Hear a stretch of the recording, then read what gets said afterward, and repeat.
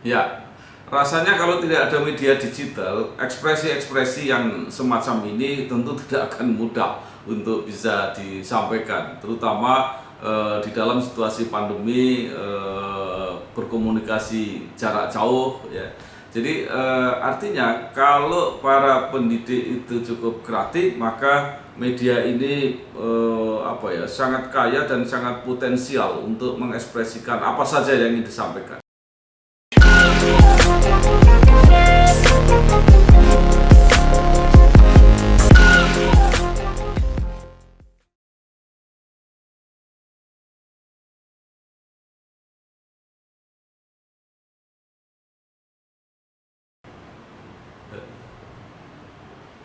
Terima kasih Bu Femi, juga terima kasih tadi Pak Dr. Teguh Widodo yang sudah banyak memberi teknik-teknik bagaimana memanfaatkan media digital untuk pendidikan. Saya juga terima kasih tadi Mbak Pini sudah memberi inspirasi bahwa media digital ini adalah media yang sangat potensial. Kita tidak bisa bayangkan kalau kita memasuki masa pandemi ini tanpa media digital, mungkin tidak banyak yang bisa kita kerjakan. Sebelumnya saya minta supaya bisa share screen dulu.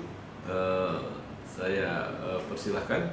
Nah, jadi mungkin agak berbeda sedikit karena saya bertugas untuk membahas mengenai digital culture. Saya justru ingin bagaimana memanfaatkan ruang digital ini untuk kepentingan pendidikan. Jadi apa-apa yang bisa dilakukan dan apa-apa yang sudah pernah saya praktekkan. Karena selain menjadi dosen, saya sehari-hari juga mengelola kanal YouTube. Nah, itulah yang sudah pernah saya kerjakan, sehingga ada contoh-contoh yang konkret mengenai bagaimana memanfaatkan ruang digital ini. Nah, sebelumnya saya ingin mengambil semangat dari apa yang disampaikan oleh Pak Presiden Joko Widodo. Kewajiban kita bersama untuk terus meminimalkan konten negatif, membanjiri ruang digital dengan konten-konten positif, banjiri terus, isi terus dengan konten-konten positif. Kita harus tingkatkan kecakapan digital masyarakat agar mampu menciptakan lebih banyak konten-konten kreatif yang mendidik, yang menyejukkan, yang menyerukan perdamaian. Internet harus mampu meningkatkan produktivitas masyarakat, membuat UMKM naik kelas, perbanyak UMKM onboarding ke platform e-commerce, sehingga internet bisa memberi nilai tambah ekonomi bagi seluruh lapisan masyarakat. Jadi internet harus bisa memberi nilai tambah, termasuk di bidang pendidikan. Saya sudah melihat bahwa minimal media online, media digital ini sudah dimanfaatkan di dalam praktek penyelenggaraan pendidikan. Salah satu adalah di dalam sistem bagaimana mencari model untuk penerimaan mahasiswa atau siswa baru yang lebih efektif, lebih efisien, lebih murah, lebih cepat, ya, dan sekaligus juga bisa dikontrol secara terbuka oleh publik. Nah, kita lihat ini sebuah sekolah yang sudah menggunakan media internet. Kalau untuk PPDB, jadi seperti Ya. yang ditanyakan Pak Bambang kemarin itu, memang di swasta itu memang berbeda dengan negeri. Kalau negeri itu mungkin sekarang belum membuka pendaftaran. Tapi kalau di swasta, sekarang itu sistemnya menggunakan medsos. Jadi sekarang itu kan semua orang pegang medsos. Ya. Semua orang itu pegang internet. Jadi pendaftaran bisa lewat online, bisa lewat datang ke sekolah, tapi keseringannya kita jemput bola langsung, Bapak. Ya. Karena orang sekarang itu butuh diyakinkan. Jadi saat tahu suatu produk, suatu sekolahan, mereka tuh masih bertanya, Pak, kalau saya daftar ke sini nanti biayanya gimana? Pak, saya kalau daftar ke sini nanti kalau lulus bagaimana kerjanya? Jadi semacam itu. Ya. Nah, jadi akhirnya beberapa guru ini akhirnya menyampaikan secara langsung, karena kalau lewat by telepon atau bagaimana itu biasanya kurang jelas.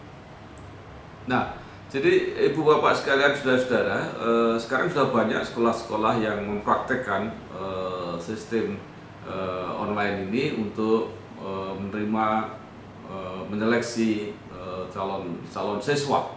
Bahkan secara terstruktur ini juga digunakan oleh seluruh sekolah. Untuk PPDB tahun 2020 ini, alhamdulillah semuanya nanti akan dilaksanakan secara daring atau secara online.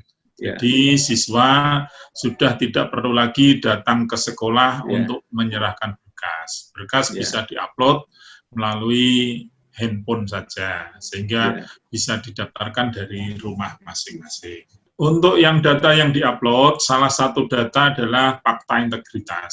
Jadi fakta integritas ini nanti isinya adalah mereka menyatakan apabila data yang diupload ini tidak benar peruntukannya, maka calon peserta didik bisa dikeluarkan dari sekolah. Ya, jadi ternyata sudah begitu efisiennya, termasuk dokumen-dokumen yang diperlukan di dalam pendaftaran tidak perlu lagi dibawa secara langsung ke sekolah, tetapi sudah bisa diupload.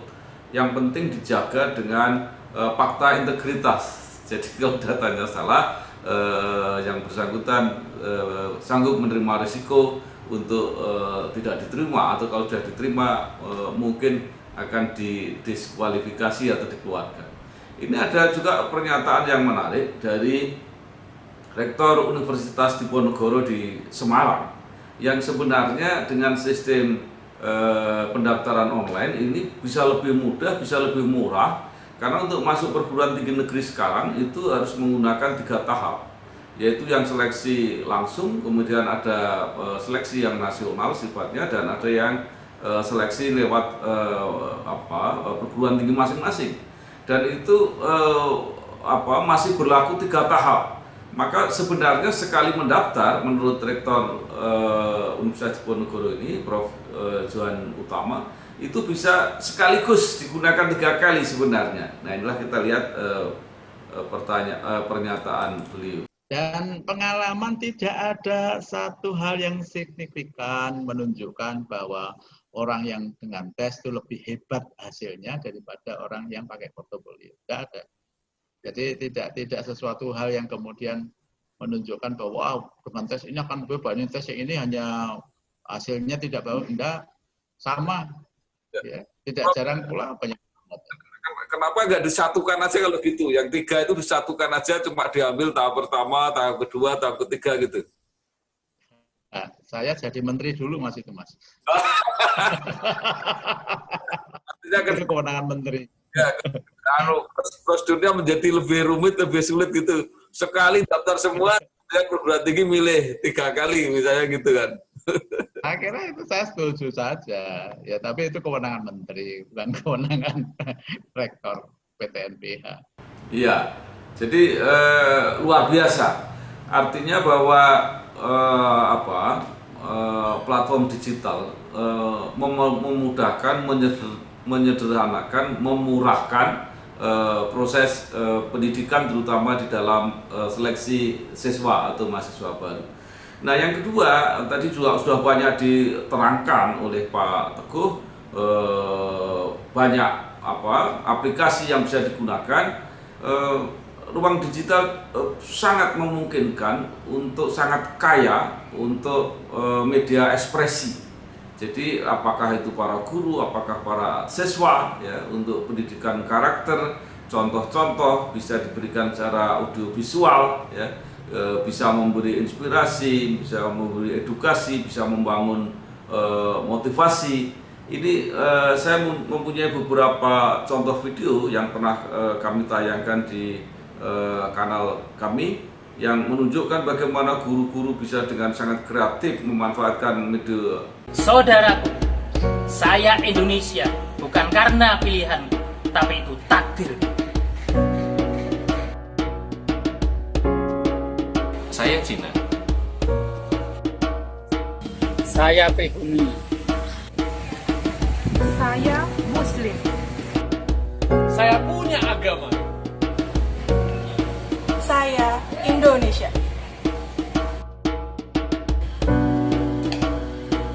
Coba buka lembaran sejarah. Carikan saya fakta kalau kita tidak maju. Kehadiranku tidak pernah untuk mengancam.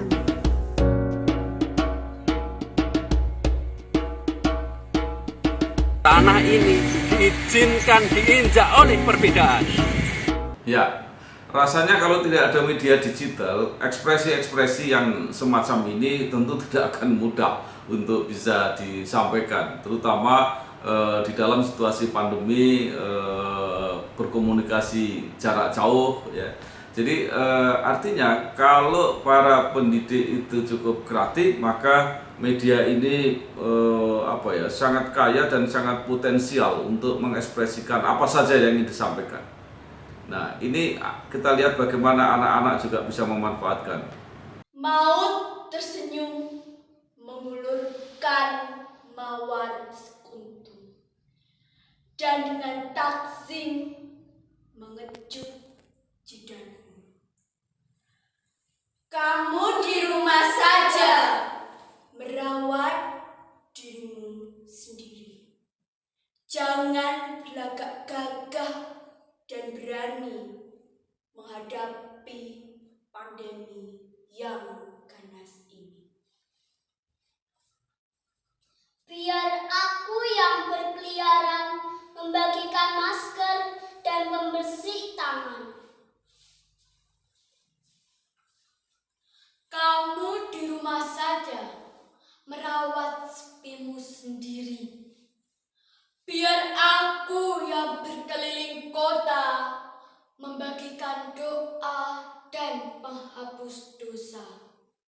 Nah, tentu sosialisasi informasi akan lebih efektif apabila disampaikan oleh pelaku atau narasumber yang sangat dekat. Jadi anak-anak akan lebih terinspirasi kalau yang menyampaikan juga teman-temannya sendiri seperti yang kita lihat tadi. Nah, ini juga berikutnya bagaimana para guru juga bisa memanfaatkan media digital ini. Demi sang negeri, kau korbankan jiwamu. Demi sang bangsa, rela kau pertaruhkan nyawamu. Maut yang menghadang di medan tempur, kau bilang itu hanyalah hiburan. Nampak jelas raut wajahmu, tak segelintir pun rasa takut. Semangat membara di dalam jiwamu, taklukkan mereka penjajah. Ribu yang berwarna merah membara, pembunuhan, pembantaian yang dihiasi bunga api, mengalirkan sungai darah di hadapanmu. Bahkan saat mata air darah itu mengalir dari tubuhmu, namun tak dapat menentukan benteng semangat juangmu. Ya, dengan ekspresi-ekspresi semacam ini tentu saja bukan hanya mendidik, bukan saja mengajari, memberi contoh, tetapi sekaligus juga menghibur. Ya, jadi begitu kayanya media digital ini kalau dimanfaatkan, dikelola secara kreatif. Nah, saya akan melihat lagi, tadi sudah banyak disampaikan oleh Pak Teguh bahwa ruang digital merupakan media pembelajaran. Jadi pasti secara praktis mungkin ada kendala, tetapi juga kultur baru ini memberikan ruang-ruang yang lebih ekspresif, ya, contoh-contoh yang lebih kaya, ya. Jadi artinya dengan memanfaatkan juga media-media yang sudah tersedia, ya, rekaman-rekaman yang sangat banyak sekali yang bisa digunakan, sehingga ruang pembelajaran tinggal menjadi ruang diskusi karena siswa atau mahasiswa bisa mencari sendiri bahan-bahan ajar yang sangat kaya. Bahkan bukan hanya sarana pembelajaran tetapi juga bisa digunakan menjadi sarana evaluasi ya untuk baik secara lisan atau mungkin dengan mengumpulkan tugas-tugas dan sebagainya. Inilah beberapa pernyataan bahwa media daring, media digital ini telah menjadi kultur baru di dunia pendidikan. Berikan pelatihan-pelatihan kepada para dosen itu, baik yang menyangkut pelatihan teknologinya maupun pelatihan persiapan modul pembelajarannya, sekarang lebih enjoy. Jadi saya katakan sekarang masuk pada semester ketiga ini, semester ketiga, artinya tahun kedua semester pertama dari pandemi ini, lebih enjoy dan lebih nyaman ya. Dosen lebih memiliki daya daya keinginan yang lebih kuat dengan daring. Ya, maka saya prediksi ke depan dengan pandemi ini memang merubah mindset semua pihak ini, sehingga bahkan mindset yang awalnya dosen itu terjadi shock culture, nanti ketika sekarang sudah enjoy dengan daring, nanti ketika pandemi selesai itu sulit untuk merubah ke luring lagi.